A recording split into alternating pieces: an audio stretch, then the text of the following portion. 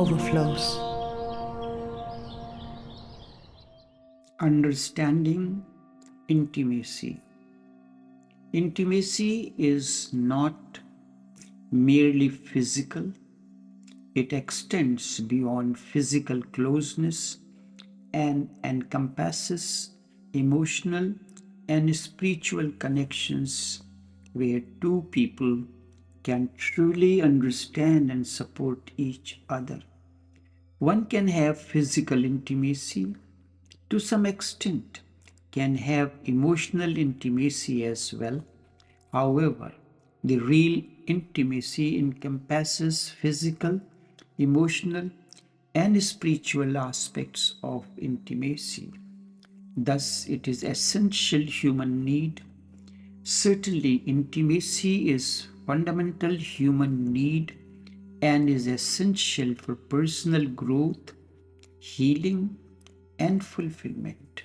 Intimacy involves a deep level of trust where one feels safe to be vulnerable and accepted for who they are.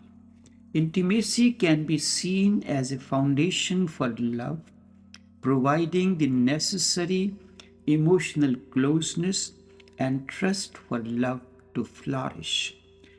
Conversely, love deepens intimacy by adding elements of commitment, passion, and long term investment in the relationship.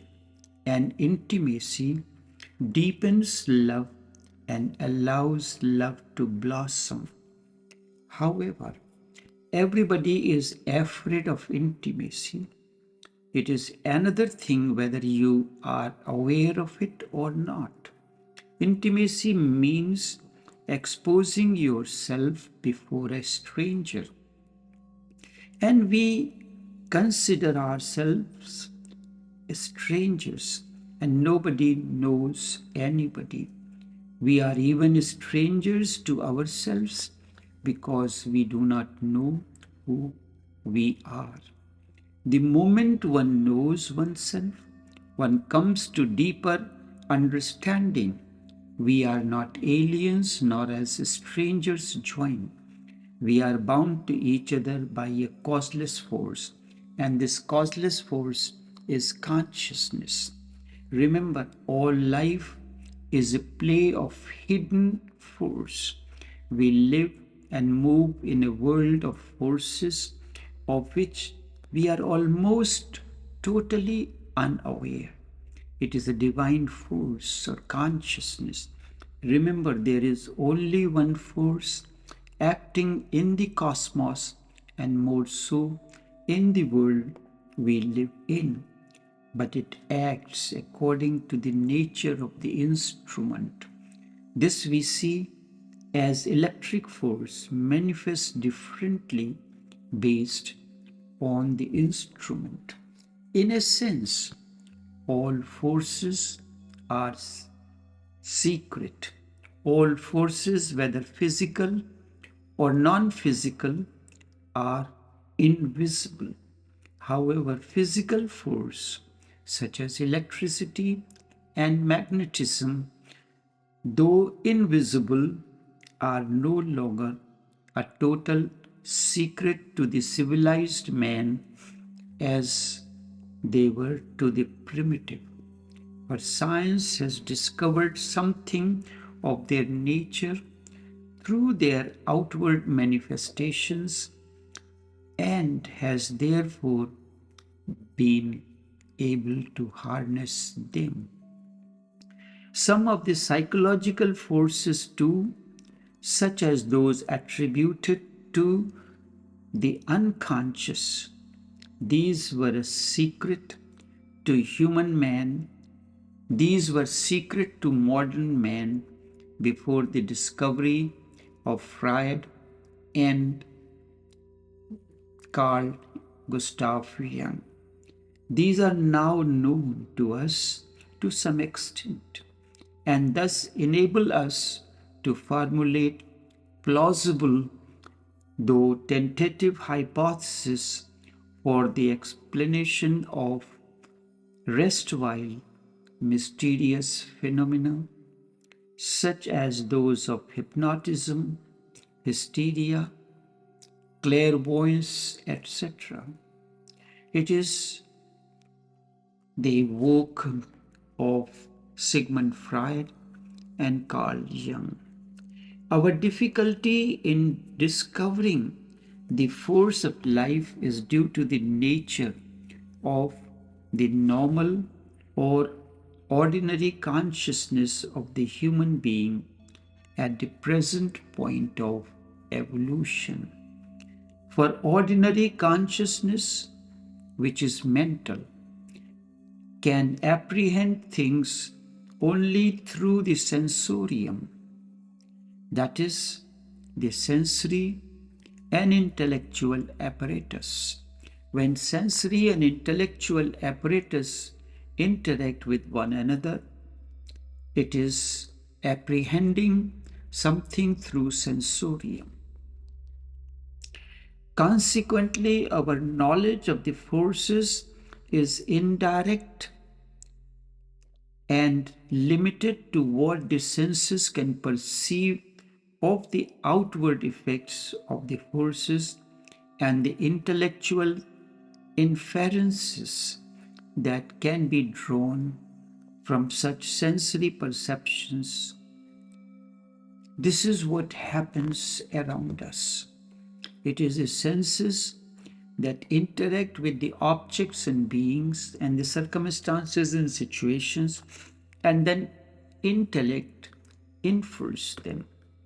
In the words of Sri Aurobindo, the ordinary consciousness is that in which one knows things only or mainly by the intellect. The external mind and the senses and knows forces, etc., only by their outward manifestations and results, and the rest by inferences from such data.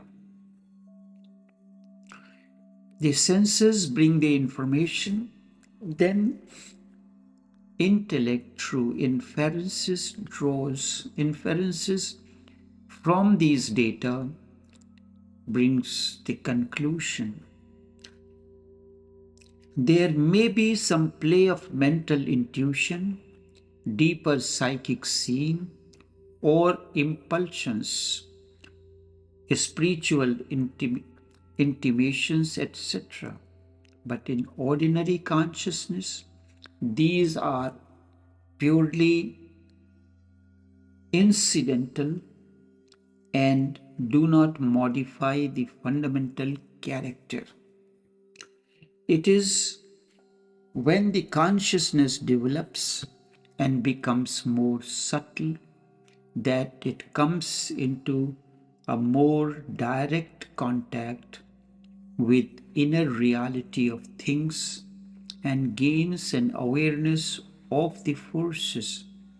Again, in the words of Sri Aurobindo, the ordinary man lives in his own personal consciousness, knowing things through his mind and senses as they are touched by the world which is outside him, outside his consciousness.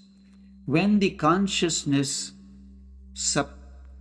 subtilizes, when the consciousness subtilizes, it begins to come into a contact with things in a much more direct way. Not only their forms and outer impacts, but with what is inside them. But still the range may be small and negligible.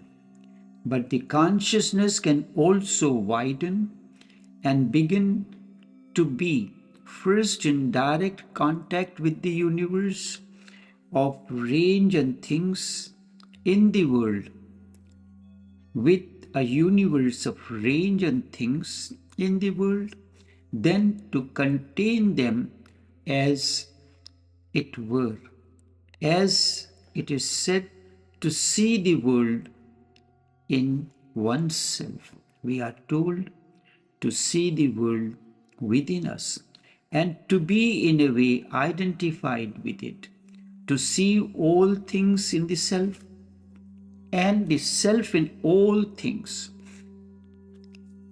to see all things in the self and the self in all things.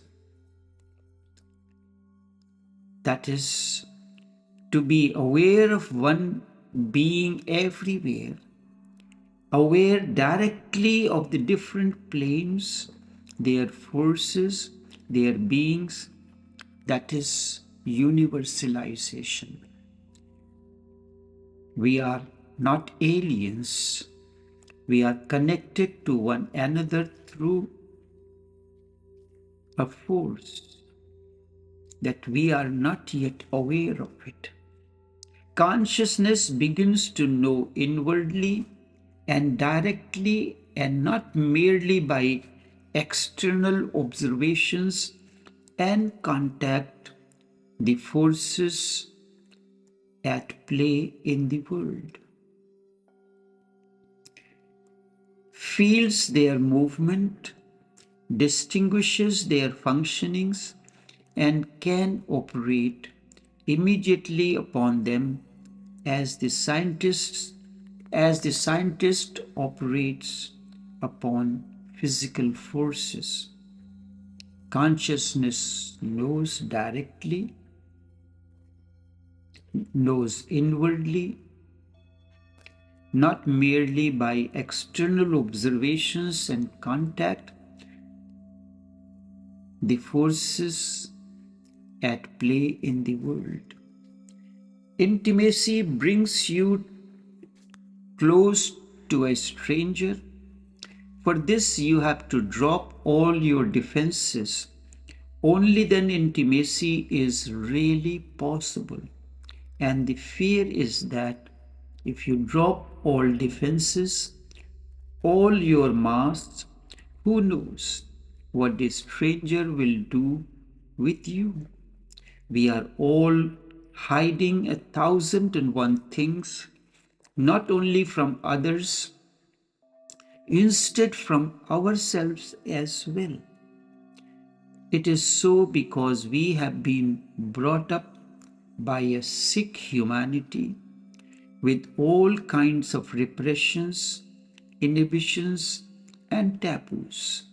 This is the cause of fear, that with somebody who is a stranger, and it does not matter, you may have lived with the person for 30, 40, 50 years.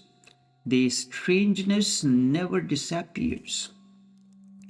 It feels safer to keep a little defense, a little distance, because somebody can take advantage of your weaknesses, of your frailties, and of your vulnerability. So we are not really intimate in our relationships. The spouses are not really intimate with one another. And intimacy is the essence of relationship, how to relate to someone.